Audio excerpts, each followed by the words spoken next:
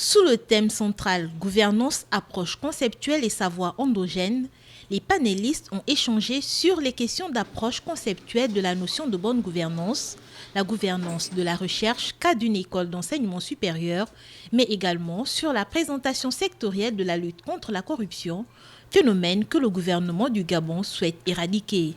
Initialement utilisé pour désigner la manière dont un gouvernement exerce son autorité économique, politique et administrative, le concept de gouvernance a ensuite été étendu à la notion des entreprises. Selon la Banque mondiale, la gouvernance a pour objet de rendre compte de la qualité du management d'un État donné. Elle fait suite à des déséquilibres et dysfonctionnements relevés dans la marche des économies de certains pays qui avaient mené leurs dirigeants à faire appel aux institutions de Bretton Woods pour les aider à assainir leur cadre macroéconomique en établissant les grands agrégats. Selon les organisateurs de ces journées de réflexion, s'interroger sur la bonne gouvernance, c'est examiner les contours d'un apport favorable au développement du pays.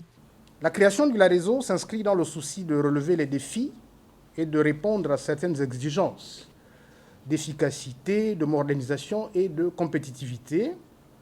C'est un laboratoire dont la mission principale est d'accompagner l'effort de mise à niveau par la coopération des différents acteurs et partenaires socio-économiques et de prendre en charge leurs problématiques dans le cadre des projets de recherche. Il est important d'avoir un regard historique sur les questions de corruption pour savoir ce qui a déjà été fait en la matière.